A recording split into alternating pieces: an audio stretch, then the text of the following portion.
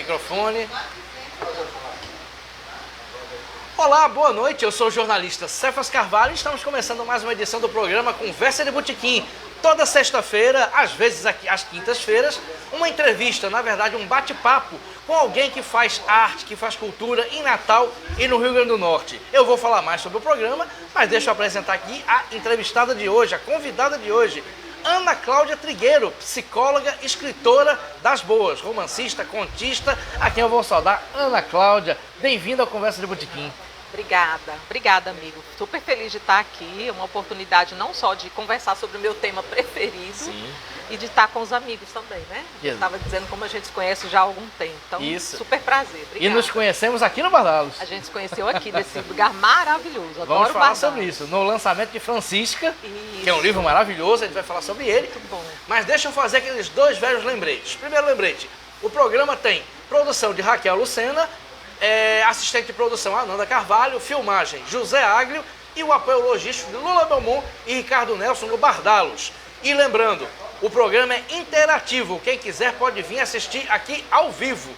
Vem pra cá, come alguma coisa, senta aqui, faz perguntas para a Cláudia, enfim, quem estiver no centro é só vir para o Bardalos. E lembrando que quem estiver vendo em casa ou na rua, pelo iPhone, pelo smartphone, pelo bom e velho computador, pode fazer perguntas que a Ana Cláudia, para a Ana Cláudia, que a produção traz para cá. E pergunta, eu tenho um monte para fazer, Ana Cláudia. Legal. A primeira pergunta que eu sempre faço, uma tradição do programa, já que é um papo de botequim, é como é que a pessoa chegou àquilo, quando ela começou naquilo da qual hoje ela é conhecida. No seu caso, escritora. Você é uma escritora de renome, com livros publicados em várias editoras. Como é que era a jovem Ana Cláudia em relação à literatura? Você era criança que gostava de ler, você aprendeu a ler com quantos anos? Conta como é que foi, Ana Cláudia. A literatura faz parte da minha vida desde sempre.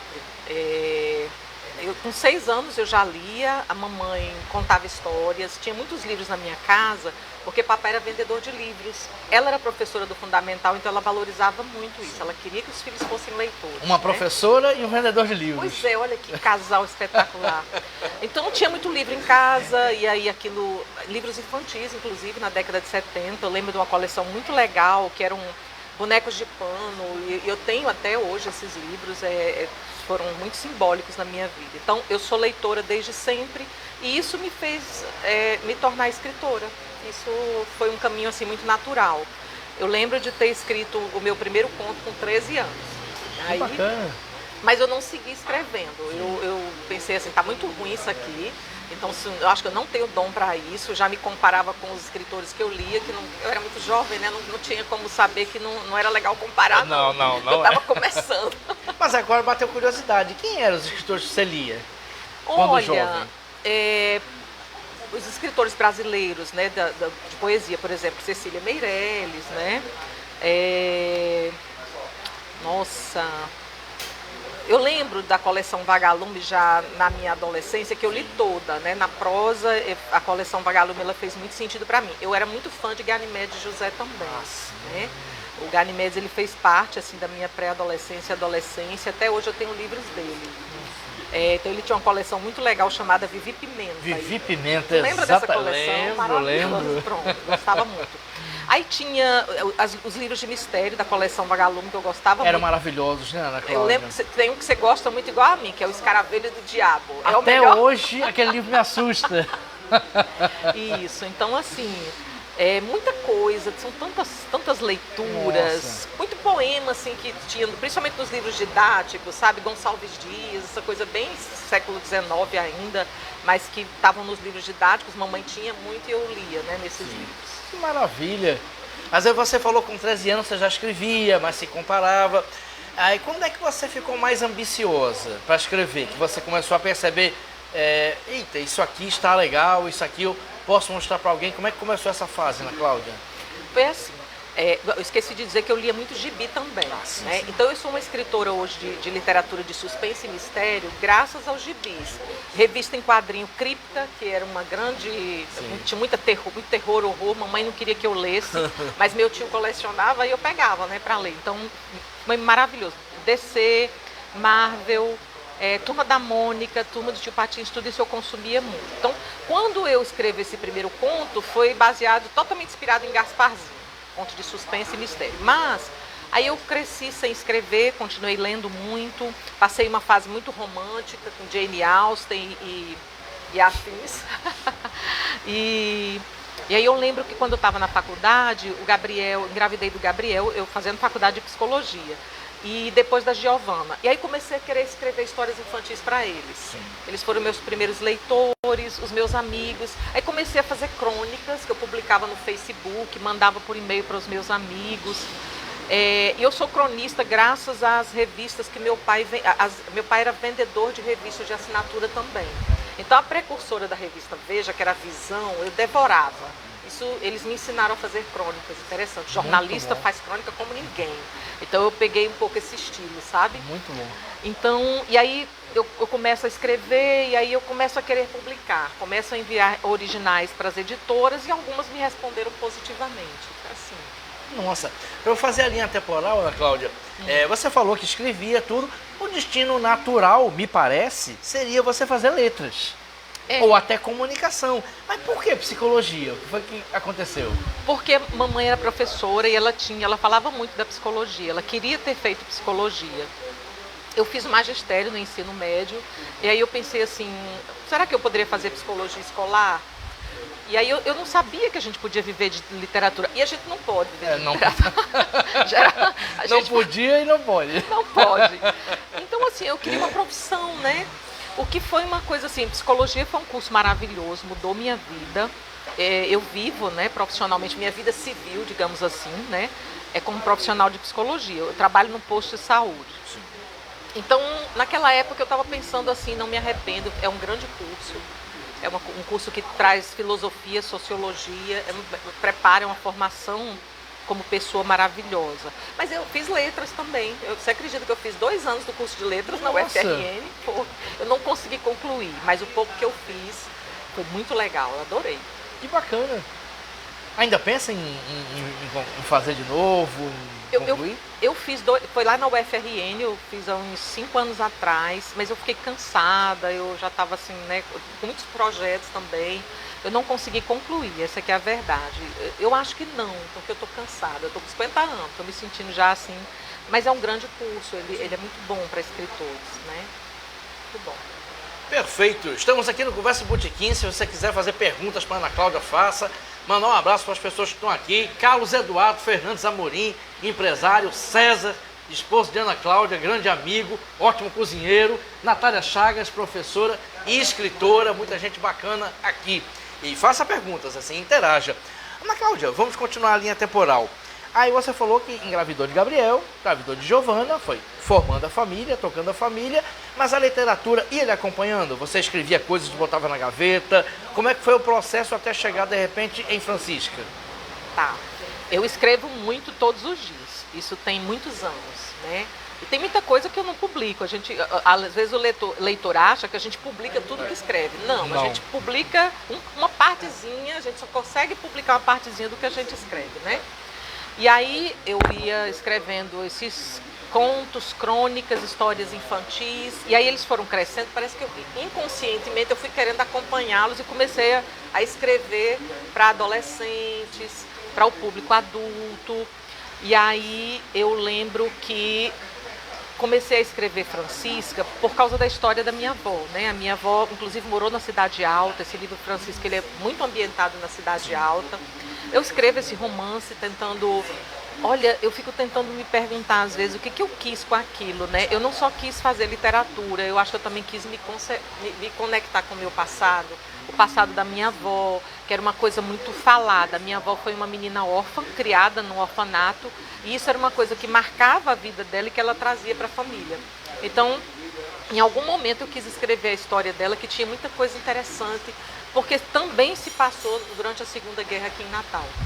E aí eu escrevi e concorri ao prêmio Rota Batida junto com você, e a Cefa tirou o primeiro lugar com Carla Lescaut e eu tirei o segundo lugar com Francisca. E foi muito legal, porque foi o primeiro prêmio literário que eu ganhei, assim, me senti muito feliz. O prêmio literário, geralmente, ele dá ao escritor, não sei se foi assim com você, né? Você sente, assim, como se fosse uma chancela pública da qualidade. Você é reconhecido. Isso. Você foi lido e reconhecido.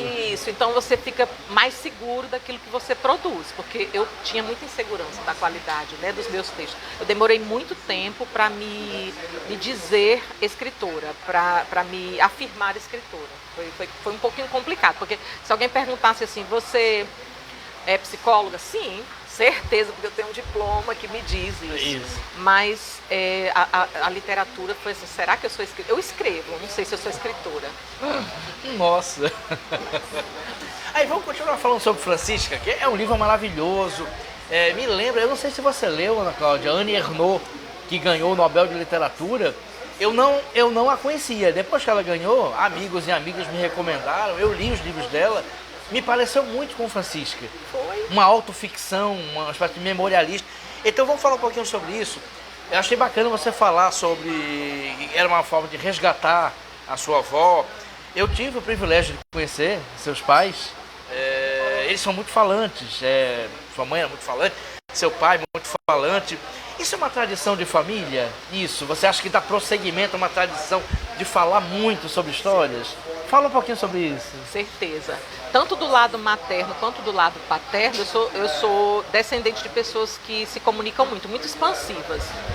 E a gente vê isso acontecer dentro da família e a gente termina fazendo também, é natural, né? O meu esposo, ele vem de uma família mais reservada, às vezes ele fica um pouco, eu não consigo acompanhar vocês. Mas vocês é comunicativo. Também, mas eu acho que a gente é tanto que ele fica, nossa, não consigo. Então, assim, meu avô era um grande contador de histórias, o meu avô paterno, a minha avó materna também. A minha avó paterna era mais reservada, mas assim, o papai também adora conversar sobre o passado, sobre as histórias da vida dele, e eu acho que eu encontrei na literatura uma forma de expressar isso, a palavra escrita, né? Porque até então era só a palavra falada mesmo. Isso tem a ver com uma série de questões, inclusive a questão de você ter uma educação formal que te permita realizar isso.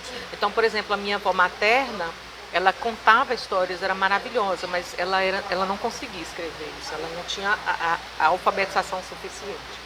Então foi preciso que chegasse na minha geração para que eu contasse a história dela. É interessante. É um resgate, né, Ana Cláudia? Certeza, é um resgate. Porque existia uma tradição oral que não ia para a escrita. Não. É interessante que o meu avô materno, ele era um grande poeta, ele era uma pessoa que tinha uma formação escolar consistente, digamos assim, né? Então, por isso, parece que os feitos dele eram mais exaltados. Então, quando eu optei por contar a história delas, e muita gente diz, por que você não conta a história do vovô? Eu disse, porque ele mesmo contou, ele mesmo escreveu sobre isso. E elas não. E eu sou mulher, isso tem uma questão de identidade de gênero, né? A minha escrita ela é muito voltada para o que as mulheres fazem, para o que as mulheres sentem, o que as mulheres pensam, os medos delas. Então, parte disso é eu contar, por exemplo, no livro Francisca, o que foi a vivência da minha avó como uma menina órfã em Natal, como que foi a vida dela, como que foi viver isso numa Natal assim que estava muito marcada pela Segunda Guerra, o mundo inteiro, mas nós também aqui por causa de todo esse acontecimento aí da base aérea e tal, né? Sim. Foi fantástico, assim, porque eu fiz muita pesquisa histórica e aquilo, eu fiquei impressionada, eu não sabia que Natal tinha vivido isso, só ouvia falar, o meu avô trabalhava na Ribeira, encontrava muitos americanos, falava sobre isso, né? Então foi bem interessante o processo. Que bacana. Eu ia lhe fazer uma pergunta mais pra frente, lá pro final, mas você meio que levantou a bola, eu vou fazer a pergunta agora e adiantar. A gente sabe, eu como homem, eu sei, escritor homem, eu sei que existe um privilégio masculino, histórico. Então, a gente sabe que existiu durante muito tempo mesmo, um apagamento, uma invisibilidade das mulheres escritoras. Antigamente, as mulheres tinham que escrever com pseudônimos masculinos, que é um absurdo. Mas eu lhe pergunto, me parece, enquanto escritor homem, que movimentos como Mulherio das Letras, que tem até escritoras de renome nacional aqui em Natal, os prêmios, cada vez mais mulheres ganham. Micheline Veruns ganhou o Jabuti, a gente sempre... as mulheres estão conseguindo finalmente impor seu espaço, Ana Cláudia? Qual é a sua visão sobre isso? Eu acho que sim, com muita luta, com muita união, com muito esforço, a gente está conseguindo avançar, né? Eu falei esses dias numa outra entrevista que uma pesquisa de uma professora brasiliense, Regina Del Castanher, ela fez uma pesquisa que ela concluiu em 2018 sobre quem eram as pessoas que as grandes editoras ainda publicavam mais, né? Ainda publicavam mais.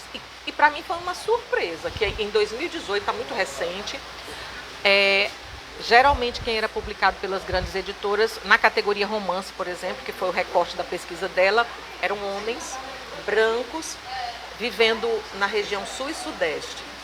Tá? E eles, inclusive, heterossexuais, tinha esse recorte também. Clichê completo, né? Totalmente. E sobre quem esses homens escreviam? Sobre outros homens brancos. Vivendo nas grandes cidades, heterossexuais, e salvando quem? As mulheres. Né? Tem essa também, salvando as mulheres que são amor romântico. Nossa. E aí isso é muito recente, Sérgio. É muito sexismo na literatura, né? E isso exclui um monte de gente. Exclui mulheres, exclui negros e negras, porque aí nesse sentido eu acho que não existe esse privilégio. Sim. Indígenas, exclui as pessoas que estão na região nordeste, norte, e passa uma mensagem para o leitor. Quem são os romancistas brasileiros? Só esses aqui, esses homens brancos, héteros, entendeu? A literatura não é isso, a literatura diversa. Claro. E é isso que o Mulherio vem fazer, ele vem se defender disso. Então a gente se promove, a gente tenta um lugar ao sol, uma promovendo a outra, uma coisa muito vertical, não tem essa horizontalidade das outras instituições. E tem sido bom para o trabalho de muitas mulheres, a gente tem se fortalecido, a gente tem debatido.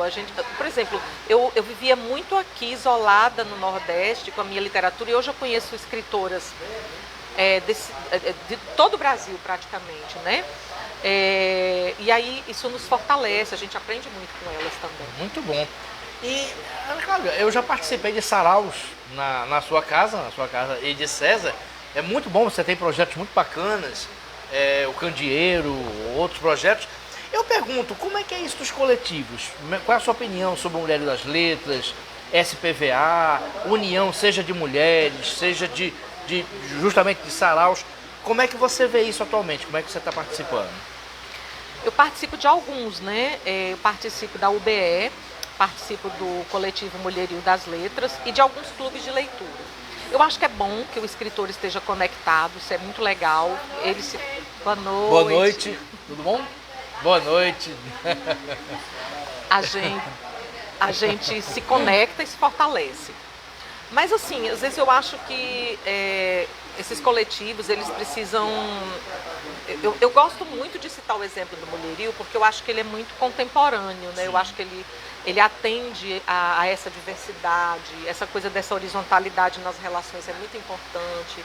A forma como a gente se preocupa muito mais em se promover de forma coletiva do que individual, eu acho que falta um pouco isso em algumas outras instituições. O clube de leitura ele é um pouquinho diferente, porque ele está... Por exemplo, eu fundei o Candeeiro, e aí é um grupo de amigos escritores, amigas e amigos, e a gente lê essa literatura, principalmente que é feita no Rio Grande do Norte. Sim. Mas a gente já deu alguns espaços, por exemplo, para Mia Couto. Mia Couto já teve um lugar ao sol lá no Candeeiro. Mas é para a gente poder valorizar esse escritor de ontem e de hoje do Rio Grande do Norte, que a gente faz as nossas reuniões, que a gente, né? O último que a gente fez uma homenagem linda foi o Júnior Dalberto, né? Saudoso Júnior Dalberto. Saudoso, esse grande amigo, esse cara fantástico, que a gente perdeu para a Covid. Então a gente leu Pipa Voada, que é um clássico já da nossa literatura, um livro lindo, e a gente homenageou. Então eu acho que é muito relevante nesse sentido, sabe? É uma coisa divertida para quem participa, por isso que eu acho, se você ainda não está num clube de leitura, entre num, porque é muito mais divertido ainda do que ler sozinho, né? Isso, com certeza. Vamos falar um pouquinho sobre isso. Quem quiser, pode procurar, deve procurar. Como é que faz, Ana Cláudia? Vai lá no Instagram, SPVA, @Mulherio das Letras. Como fazer para entrar, para participar? Mulherio das Letras é mulheres, né? Mulheres, né? Aí, assim, a gente tem um grupo no Facebook, tem no Instagram também. Você pode falar comigo através do meu Instagram, na Cláudia Trigueiro, eu responderei com maior alegria, né? Para participar do candeeiro também, a gente de vez em quando abre inscrições, porque a gente às vezes pensa assim, poxa, se a gente crescer demais, será que a gente vai conseguir se organizar? O grupo é pequeno, de vez em quando saem alguns, entram novos, e a gente, assim, não são só escritores não, jornalistas, vou aproveitar e convidar você também. Sim, mora lá perto.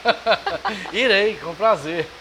E aí a gente inscreve as pessoas, faz uma reunião e a pessoa entra, bem legal. Perfeito. Vamos continuar falando sobre sua literatura. Se eu não me engano, depois de Francisca, você publicou O Mistério do Verde Nasce. Fala um pouquinho sobre o processo desse livro. Tá. O Mistério do Verde Nasce, ele é um romance histórico também, ambientado lá no Vale do Ceará-Mirim. Eu amo aquele lugar, é um lugar fantástico no Rio Grande do Norte.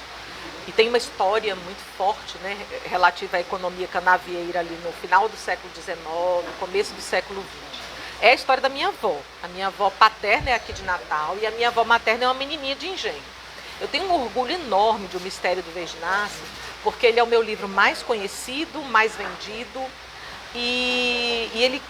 eu gosto muito de compará-lo ao Menino de Engenho, de José Lins do Rei. Sim, que é um livro maravilhoso. É, muito Obrigado. bom. E sabe por que eu gosto de comparar? Porque vamos pensar nos dois personagens, né? O Menino de Engenho de José Lins do Rego e a Menina de Engenho de Ana Cláudia Trigueiro. Para o Menino de Engenho, que ele era neto neto do senhor de Engenho, para esse menino toda a liberdade do mundo. Para essa menina de Engenho, neta de funcionários, nenhuma liberdade. Ela tinha o direito a ir para a cozinha, cozinhar ou limpar a casa. E é uma circunstância aí que é a circunstância da mulher no mundo. Sim. A gente está falando do começo do século XX, mas eu não acho que a gente tenha liberdade hoje. Não, acho que a gente continua em perigo. É uma luta constante, né? É uma luta que talvez nunca tenha fim. A impressão que eu tenho é que essa cultura nunca vai acabar e a gente vai precisar combatê-la para sempre. Eu não sei, eu não sou muito... A gente viu agora ultimamente uma coisa tão horrível com relação à questão do corpo da mulher, né? Inclusive o corpo da mulher morta. Aquilo para mim... Pavoroso. Pavoroso. Eu digo assim, eu já não tenho mais adjetivos para dizer o que eu sinto diante de certas coisas, porque é horrível isso, que uma mulher não tenha paz nem depois de morta. A gente costuma dizer, a mulher não tem paz nem quando envelhece, a mulher não tem paz quando se aposenta, a mulher não tem paz em lugar nenhum. Nem quando morre, né? Nem quando morre a gente tem condição de descansar, né? É sempre objetificada, subalternizada, calada, interditada. E que isso aconteça nos dias de hoje é que é o grande absurdo.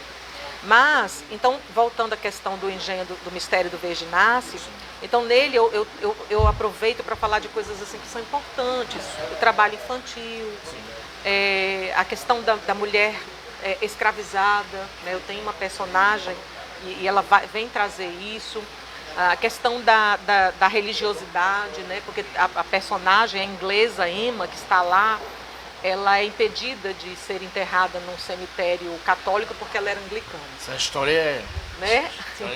Então são coisas que eu trabalho, o escritor ele é assim, ele vai nas entrelinhas mandando mensagens sociais. Alguns leitores pescam, isso que eu acho legal, outros não, mas a mensagem está mandada. Isso. Perfeito. Tem outra pergunta, mas deixa eu ler aqui os comentários. Cláudio Wagner. Eita, que sou fã demais dessa escrita. Aí. Amigo querido. Aí ele complementa. Ana Cláudia Trigueiro é fantástica. Valeu, Cláudio Wagner. Obrigada, Cláudio. Cláudio Wagner sempre assiste o programa, às vezes presencialmente, às vezes online. Osani Gomes, ex-presidente da SPVA. Sim. Essa conversa é boa de ouvir e é top. Olha aí que bacana. Valeu, Osani. Envio um abraço, a mesma Osani, virtual, para Cefas Carvalho e Ana Cláudia. Outro abraço. Obrigado, valeu, Osani. Fique todo mundo ligado. Lembrando que o programa tem apoio do Sinmed, Sindipetro, Adurne, IP Editora, Quintas Literárias da Manimbu. Grande abraço para Aloysio Azevedo, que prometeu vir para cá. Aloysio, estamos esperando você desde João Andrade e você não veio. Mas, enfim, quem espera sempre alcança. Presidente da UBE, né? Presidente da UBE, muito bem lembrado. Gente e boa. Controlador da Unilivreira e também da única livraria de rua de Natal e talvez do Rio Grande do Norte, a Manimbu. Muito bem, isso mesmo. Muito bom. Grande abraço, Aloysio. Mas, Cláudio, vamos falar dos outros livros. Depois de Francisca, que é um livro memorialista, e depois de Mistério de Bertinazzi, que é memorialista também, em outra pegada. Você começou a escrever romances de terror, contos de terror, romances infantos juvenis. Como é que foi essa, não sei se digo virada ou guinada, como é que foi essa vibe, Ana Cláudia? É interessante. O terror, o horror, o suspense, o mistério sempre estiveram na minha mira, né? O mistério do Bertinazzi, ele tem um pouquinho de mistério. E é interessante, Cefas, quando alguém pergunta assim para mim, você agora está escrevendo para adolescentes? Gente, se eu disser que toda vida que eu escrevo, eu penso neles em primeiro lugar. Mas quando você publica, aí a configuração, ela parece que vai, assim, dependendo do projeto gráfico, ele parece que fica uma coisa mais adulta. Sim. Se você pensar bem, tanto Francisca quanto o Mistério do Bertinazzi trazem crianças e adolescentes como protagonistas. Isso. E eu pensei muito nesse público. Só que quando a editora vai publicar, ela faz uma roupagem mais adulta. E aí parece que agora é que eu estou escrevendo para eles, mas não é. Sempre desde o início foi esse pensamento. Quando eu escrevo a coletânea de contos assombrados, A Ira de Judas, foi pensando em divertir os adolescentes.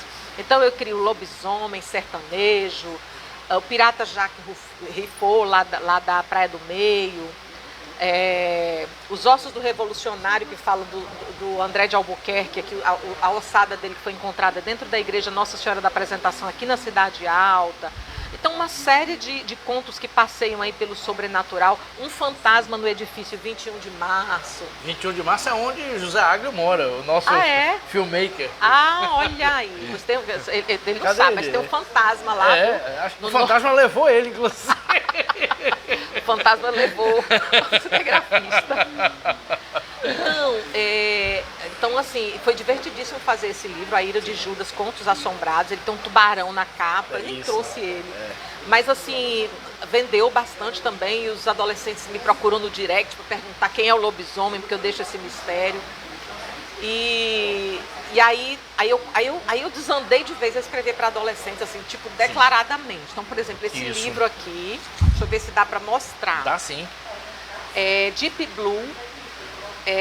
Eu publiquei através da Lei Aldir Blanc, tá? Sim. E ele é uma novelinha toda ambientada lá em Ponta Negra. Sim. Traz a Safira, que ela tem 15 anos, e traz uma criatura misteriosa que ela encontra lá na praia, e ela vai viver algumas aventuras, e eu gosto muito desse livro, né? Esse livro, para mim, foi muito especial porque eu gerenciei todo o projeto dele, é uma publicação independente. Sim. Eu fui editora pela primeira vez. Sim. E isso é... Ai, que delícia. Muito obrigado. Obrigada. Aglio. Aglio, você mora lá no 21 de março? Pois tem um fantasma lá, viu? Tá no meu livro ela escreveu um conto, O Fantasma do 21 de março. E Henrique José filmou. Tem um documentário do 21 de março. Que massa. Mas o fantasma não é você não, né, Aglio? Eu não sei. Vai que, né? Se você não sabe, isso é preocupante. Mas enfim, Deep Blue. Um livro bacaníssimo, muito bacana. Como é que surgem essas histórias, Ana Cláudia? Uma sereia em Ponta Negra, a Safira. Olha só, o tubarão que está aí nesse livro, ele existe de verdade. O tubarão Deep Blue, ele é um tubarão de 50 anos, fêmea, que foi encontrada 2 vezes no México e aí eu não sei se foi nas Bahamas, alguma coisa assim. Foi filmado. Sim. E aí, quando eu vi as filmagens, eu sou fascinada por tubarão. Não sei por quê. Talvez por tubarão, que o filme durante Tubarão, a década de 70, isso Spielberg cativou muito os adolescentes daquela época, crianças e adolescentes. E aí eu crio esse tubarão que vai aparecer para Safira na praia de Ponta Negra. Então, assim, gostei muito e eu acho que é uma novelinha, né? Juvenil, e tem muita coisa aí de mistério para se resolver, né? Então, eu acho que eu também aproveito para falar das questões assim existenciais da adolescência. Eu sou psicóloga. Sim, isso. Então os meus personagens já disseram que são muito psicológicos. Eu leio que significa que eu falo muito do mundo interior deles. Que é interessante. Eu gosto muito. E você termina expondo assim as ansiedades, os medos, as raivas, né? Que a gente vive em qualquer fase da vida, mas na adolescência é bastante complicado, porque é muita insegurança, né? Ainda nesse período da adolescência. Quem eu sou? Será que eu sou uma pessoa legal? Então eu gostei muito de fazer esse livro. Que bacana. E os demais livros? Você trouxe aqui? Esse aí eu quero falar dele. Olha, porque... As Rãs que Cantavam como Passarinho. E é uma série, né? Uma Bota série, eles dois aqui, porque é uma série que eu fiz os 2 primeiros livros. Muito bacana. Isso aqui foi um salto na minha carreira. Vamos pensar Vamos lá, aí na minha fala carreira sobre como isso. escritora. Eu cheguei no nível de uma editora. Oi, Lula, tudo bom? Lula Belmont, controlador do Bardalo, chegando aqui. Então, uma editora me procurou, a editora Timbu, né? O Hilder Medeiros, né? O jornalista Hilder, ele me procurou. Aí eu fiquei super feliz, porque ele disse assim, Ana, eu queria te encomendar uma série sobre ecologia e mistério para adolescentes. Nossa, eu fiquei bem feliz, mas ao mesmo tempo muito assustada, porque tudo bem, escrever para adolescentes eu gosto, mistério eu gosto, mas ecologia... Né? Será que eu vou saber escrever a coisa certa sobre ecologia? Isso é um tema muito sério. Né? Você não pode... Você tem que sacar muito disso. Aí eu disse, olha, eu não sei, a minha formação é psicologia, mas a minha filha está terminando o controle ambiental. E eu disse assim, olha, o universo está conspirando. E a Giovana me ajudou muito. Sim. E aí eu disse, eu faço. Aí eu já pensei assim, eu vou fazer uma história aqui no Rio Grande do Norte. Ele, não... Tem que ser os biomas brasileiros. Mas assim, longe daqui, eles sim. E aí o desafio, Cefas, de escrever sobre um lugar que eu não vivo nesse lugar. Exatamente. E aí eu disse, bom, então vou lá para o Baixo Tapajós, na região amazônica. Porque eu morei no estado do Pará, às margens do Rio Araguaia. Morei 3 anos da minha vida. Nossa. Morei. Eu não sabia. Morei na região amazônica, foi. E aí, isso me ajudou muito nesse livro também, né? E aí eu vou e construo os personagens. Foi o primeiro livro que eu fiz um esqueleto para o livro. Geralmente eu faço muito intuitivamente, mas esse eu fiz um esqueleto. Fiz a construção dos personagens, pensei na ambientação, no cenário. E gostei muito do resultado. E foi muito legal, porque esse livro me ajudou a ter mais consciência ecológica, sabe? Muito bom. Primeiro eu pensei assim, vou falar de sustentabilidade. Mas esse conceito de sustentabilidade é um conceito muito de nós brancos, né? É uma coisa legal, mas assim, é um conceito de conservação ambiental. E aí eu fui buscar leituras nos indígenas, porque eu acho que... Obrigado. Por exemplo, Ailton Krenak, que acabou de chegar à Academia Brasileira de Letras. Ele tem um livro lindo, que é muito filosófico também, que é Ideias para Adiar o Fim do Mundo. Isso, é maravilhoso. Isso, tem uma coleção muito linda, um livro é Genipapos, Diálogos sobre Viver. São só indígenas que escrevem. Então, a forma como eles pensam preservação ambiental, para mim, hoje, é a forma correta de se pensar. Né? Que é diferente de conservação ambiental, de sustentabilidade, que extrai da natureza sem machucar a natureza. Então, eu quero uma coisa assim, que eu acho que não venha obedecer a esse capitalismo que está terminando por nos destruir. E eu fiquei muito feliz, que eu acho que eu consegui o resultado que eu queria. E aí... O segundo livro é sobre o sertão, sobre a caatinga, sobre os problemas ambientais que estão acontecendo lá na Serra do Feiticeiro, perto da cidade de Lages. Que é o título do livro, o Chamado da Serra do Feiticeiro. Chamado da Serra do Feiticeiro. E então os 2 primeiros livros da série Guardiões da Terra já foram publicados e eu estou fazendo agora o 3º livro, que é A Ilha dos Lobos. O título é legal, né? Muito bom. É legal? Muito bom. Aí esse aí está sendo ambientado no litoral do Rio Grande do Sul, porque o bioma é o litoral.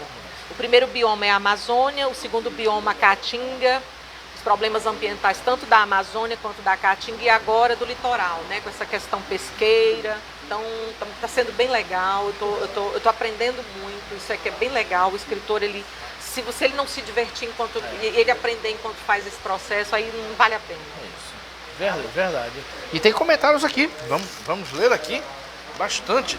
Carla Alves, amiga querida, escritora mega talentosa. Carla Alves, que é do Mulherinho das Letras, como é bom né? ter amigas. Obrigada, amiga. Te amo. Valeu, Carla. Anchela Monte, poeta e professora.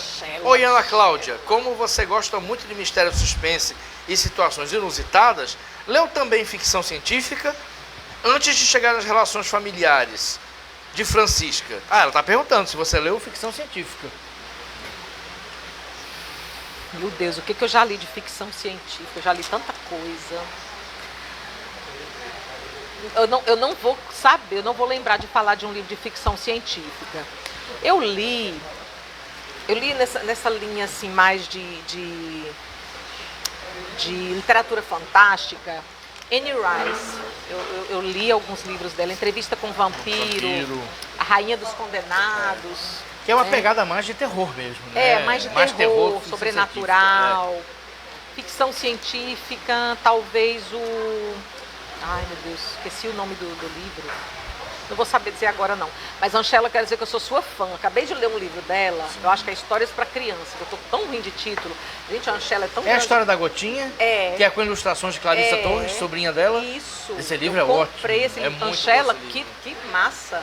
Ela escreve para crianças, é tão inteligente o que ela escreve, tão bem escrito. Eu sou muito fã dela. E ela também sou fã de Anchela. Anchela é uma querida. Uma pessoa, assim, muito cordial, uma querida mesmo. Uma querida. Valeu, Anchela. E tem Elvira Maria Neta. Boa noite, Elvira, frequentadora do Beco. Boa noite, Elvira. Se estiver aqui pelo Beco, venha para Bardalos. E Osani Gomes. Manda um abraço ao querido José Agro também. Olha aí, José Agro. Quem não gosta de José Agro, bom sujeito não é. Que Agro, melhores pessoas. E talvez seja o fantasma do 21 de março, né? Estamos descobrindo agora. Se for você, eu fiz sua biografia. Ana Cláudia, deixa eu fazer uma pergunta, uma curiosidade. Escritores têm posições diversas em redes sociais. Alguns são mais reservados, alguns publicam o que escrevem. Você tem uma postura bastante bacana em redes sociais. Você tanto publica o que escreve, como bota desabafos, como bota registros de famílias, da sua família, a exemplo do que faz Micheline Verunski, que é uma escritora que eu também admiro muito. Fala como é que você vê as redes sociais, assim, você que é sempre tão ativa nelas. Como é que funciona para você enquanto escritora? Olha só, as redes, elas são tipo uma extensão de quem eu sou aqui, na vida real, né? Eu sou muito expansiva, comunicativa, eu gosto de conversar. Então, eu acho que foi muito natural que eu fizesse isso também. Tanto no Instagram quanto no Facebook, eu coloco o que eu estou pensando e às vezes dialogo com as pessoas. Aí tem as pessoas da família que falam assim, você está se expondo muito, é muito perigoso, você não conhece, é como se você está aí numa rua de uma grande cidade. É isso mesmo, eu tenho bastante consciência dessa exposição. Eu tenho 50 anos. 50 anos é tão bom. Você tem 50 anos também, Sérgio? Sim, mas um pouquinho velho, 52. 50 anos. Um pouquinho dá pra gente algumas certezas. Ah, sim, eu gosto muito dessa idade. É muito boa. Que antes eu não tinha. Mas então, essas certezas, eu já sei quem eu sou. Então, eu fico pensando, às vezes eu me arrependo de alguma coisa que eu escrevo, né? Aí eu tiro. E aí, mas a grande maioria das vezes eu não me arrependo. Eu sou essa pessoa, eu vou lá e digo o que eu tô sentindo, às vezes não tô chateada. Ou revoltada contra alguma coisa que eu vi no noticiário, desabafo, conto minhas realizações, aí os amigos vão lá, conversam, faço perguntas. E eu sei que isso pode dar errado, como já deu em algumas vezes, sabe, esse momento de política que eu fiz muito, eu coloquei muito o que eu pensava, defendi minhas ideologias, fiz campanha e algumas vezes deu super errado. Não me arrependo. Sinto que eu tinha que contribuir de alguma forma com o estado de coisas, sinto que eu tenho muito a contribuir com isso. E eu até coloquei uma brincadeira que se um dia der errado e os haters se levantarem contra mim, aí eu sou de uma geração, gente, que nasceu sem internet, eu desligo tudo e vou viver minha vida real, que é muito boa, não tem problema. Agora, assim, uma coisa as pessoas não vão conseguir, mudar a opinião que eu tenho sobre mim mesma, coisa que o adolescente é mais frágil. Sim. O adolescente está se descobrindo, então quando ele é pego na rede social, ele pode ser destruído, ele pode ser... Eu atendo adolescentes na UBS, onde eu trabalho, no posto de saúde, e eles trazem muito as questões da internet, porque eles estão ainda sensíveis, né? E claro que eu também tenho minhas sensibilidades, mas eu sei quem eu sou. Hoje eu sei que eu sou uma pessoa boa, que eu tenho talento, que eu tenho limites, e ninguém vai conseguir mudar essa opinião, né? Então tá tranquilo para mim. Essa exposição me ajuda no meu trabalho, me ajuda a vender livros. Como que a gente vai vender livros se a gente não se expuser, né? Se alguém tiver alguma outra fórmula, me fala. Porque se você não for lá gente, estou vendendo meu livro, como é que a pessoa vai saber? Exatamente. Tem que ser. Olha, vou fazer uma pergunta para você sobre isso que você falou, ideologia política, mas antes disso, nós temos o apoio da Cachaçaria Morim, que é uma parceira do programa. E a Cachaçaria Morim, de Sueldo e Marlin, mandou para você uma caninha do vovô. que massa! Alagoa Grande, Paraíba. Olha aí, que legal. Nossa, final de ano. César já está olhando aqui a cachaça com um olhar cobiçoso Muito aqui. obrigada, adorei. Muito Presente legal. para você da Amaremos. Cachaçaria Amorim. Valeu. E Carlos Eduardo Fernandes Amorim, vai querer beber a cachaça? Ah, já está bebendo! Muito bem. Oferecimento Cachaçaria Amorim. Legal, Isso. muito obrigada. Nós é que agradecemos. Ana Cláudia, você falou em política, falou em ideologia. Eu lembro que em conversas interpessoais com você e também vendo as suas posições, vendo os seus embates nas redes sociais, você professa a religião evangélica, você é evangélica. E ao mesmo tempo você tem uma ideologia progressista, e isso lhe causou alguns dissabores, como você falou, eu lembro. Como é que você vê isso? Como uma pessoa evangélica, uma escritora, uma pessoa progressista e completamente contra a pauta da extrema-direita. Como é que você se vê nesse sentido? E fala um pouco como isso afeta as suas relações familiares, profissionais e de relacionamento até talvez com pessoas da própria igreja, Ana Cláudia. Ótima pergunta. Olha só, eu sou neta de evangélicos, filha de evangélicos. Então, assim, eu cresci nesse mundo, né? E aí eu professo o cristianismo, mas muita coisa mudou ao longo da minha vida, né? Eu tenho 50 anos, então muitas das doutrinas que eu abraçava na infância a gente não abraça, a gente é influenciado, né? A criança não tem muito, mas o adolescente, o adulto jovem, né? Eu tinha muitas certezas sobre a doutrina e tudo isso se desconstruiu. E aí o que acontece? Eu terminei indo em busca de outras pessoas como eu, progressistas, e descobri que existem muitos no Brasil. Então, ninguém ache que os evangélicos eles estão sobre um mesmo guarda-chuva, não. Você vai ver várias pessoas evangélicas, progressistas, de esquerda, pessoas que não têm problema nenhum com esses temas, que são temas assim complicados e violentos, né? Como, por exemplo, a homofobia, a questão da mulher, que dentro do meio cristão ainda é muito conservador. Então você vai ver um monte de gente que é evangélico e não partilha desse tipo de crença, tá? E você vai ter igrejas inclusivas, onde homossexuais, pessoas trans, elas congregam sem o menor problema, e eu gosto de fazer parte de uma delas. Eu saí de uma igreja para ir para outra, eu não admito mais estar numa igreja que não é inclusiva. E pronto, vou ter 50 anos, eu não tenho mais medo de dizer isso, tá? Quem quiser que não seja meu amigo, eu sei quem eu sou. Então, assim, ter nascido num lar evangélico e cristão me formou. Mas, assim, o meu avô, ele é uma pessoa que até hoje, eu digo assim, eu acho que graças ao meu avô, eu sou a cristã que eu sou hoje. Porque meu avô era um cara legal, bom, que não estava interessado em criticar, nem questionar as certezas de ninguém. Ele amava a Deus. Esse é o exemplo de vida dele. Ele era muito bom, muito cordial com a minha avó, ele não era um homem agressivo. Meu pai do mesmo jeito. Então eu tive bons modelos que me fizeram crer que é possível ser cristão sem ser misógino, sem ser sexista, sem ser um conservador, assim, que... Eu sou uma pessoa, gosto de dizer, eu sou uma pessoa convencional, mas não tenho problema nenhum com quem não é. É só o meu estilo. E assim, eu tive muitos dissabores, mas muitos amigos que pensavam como eu se achegaram, leram meus textos, aplaudiram. Eu lembro que eu fiz um texto sobre Jean Willis, falando sobre isso, e ele teve uma repercussão fantástica. 400 compartilhamentos. Eu lembro. Você lembra? Eu lembro. E eu falando assim, de como eu me sentia como cristã e quanto eu era fã dele. E um monte de gente cristã, eu também sou, né? E o Jean é um cara gay. Sim. Então muita gente não aceita ele só porque ele é gay. Ele é um cara sensacional, eu adoro o Jean, inteligente, defende as pautas que eu defendo. Então é isso, assim, eu falo muito sobre isso. Eu escrevo textos me contrapondo ao que eu acho que são atitudes dentro das igrejas que prejudicam, machucam pessoas, matam pessoas. Porque se eu fico criticando pessoas pela orientação sexual, num Brasil que mata gays, mata lésbicas, mata pessoa trans, eu estou contribuindo para que isso aconteça. Sim. Eu não admito isso, né? Não admito também que uma pessoa chegue numa igreja, não, aqui você não pode ficar porque... Pronto, Vai até contra o que Jesus pregou, né? Isso. Até para quem é ateu, mas conhece a história de Jesus, sabe o que Jesus pregava. Isso. Não Então, faz sentido você segregar. Isso. Então eu cheguei num momento da minha vida que eu disse, então eu também não vou estar nessa igreja. Como um protesto.